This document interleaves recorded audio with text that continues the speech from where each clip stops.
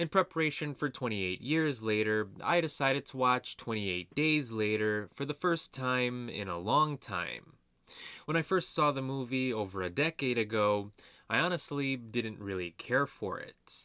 I mean, I thought it was fine, but it definitely didn't resonate with me the same way that it seemed to resonate with other cinephiles. And that was really disappointing for me since I was a big fan of other zombie related projects at the time. But I failed to understand the context in which this movie was made.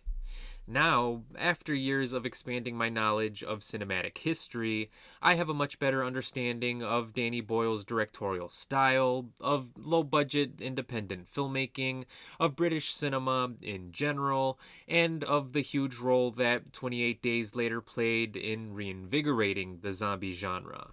So, the projects that I was a bigger fan of, projects like Shaun of the Dead, I Am Legend, The Walking Dead, and more, clearly drew inspiration from 28 Days Later.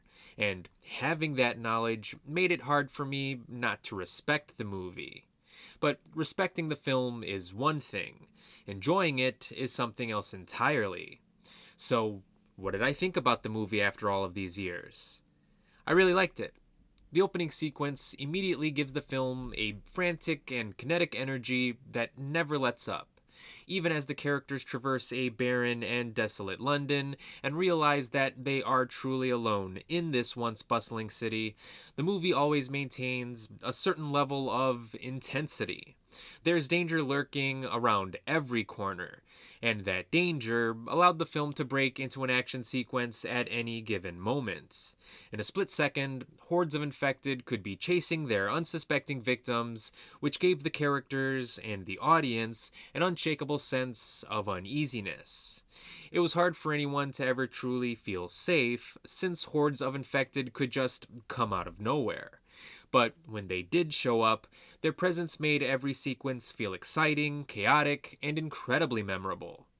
Of course, the music went a long way in making these sequences feel all the more memorable, too.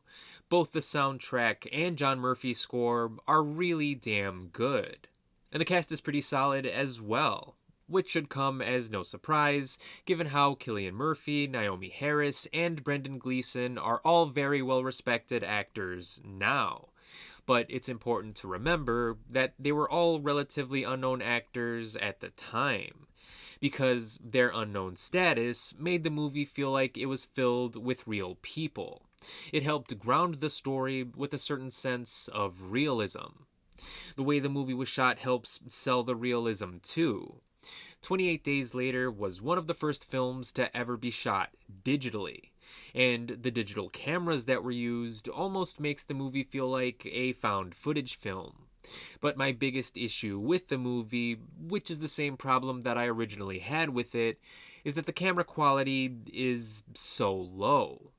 Sure, I'm glad that the cameras allowed Boyle to shoot certain sequences more easily, but that doesn't change the fact that the camcorder quality looks extremely outdated.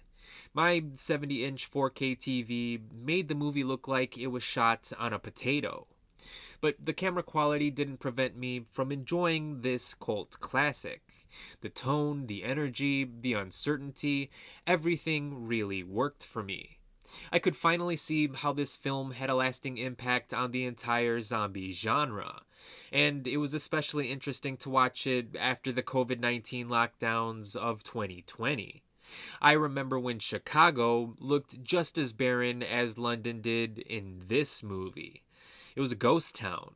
So I can't imagine what Cillian Murphy's character must have been feeling in this movie. But I thoroughly enjoyed watching the journey that he went on here, and I'm definitely interested in seeing what he's been up to for the past 28 years.